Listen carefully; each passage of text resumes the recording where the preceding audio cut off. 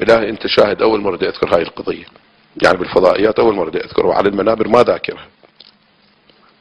كنت صائم بعد صلاة الظهر والعصر، عندي غرفة هناك خاصة، نمت في الغرفة، بمجرد أن عيوني هالشكل شوية صارت حارة بالنوم، شفت الباب انفتح وقالوا السيدة الزهراء تريد تدخل. اللهم صل على محمد. فأنا في فراشي قعدت هالشكل، قعدت السيدة الزهراء سلام الله عليها، طبعا لي الشرف أن أكون محرم وياها. فالسيدة دخلت،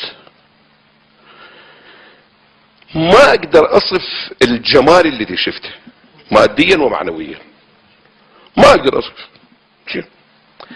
السيدة دخلت، أنا رأسا قمت وسلمت على السيدة، قبلت إيدها، وبالفعل كانت شابة بعنفوان الشباب.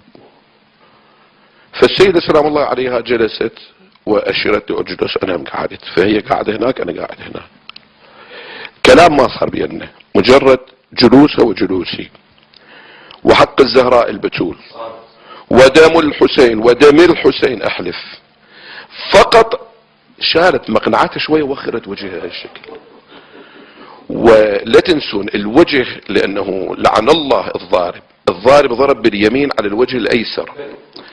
كشفت عن قناعها، خدها كان مثل كبدة الخروف هالشكل، خليها بس بالدقة، يعني مو أحمر، أكثر من الأحمر، لعن الله من ضربها. فقط أشارت بهاي الإشارة، وأنا بعد هالمنظر فزيت من النوم.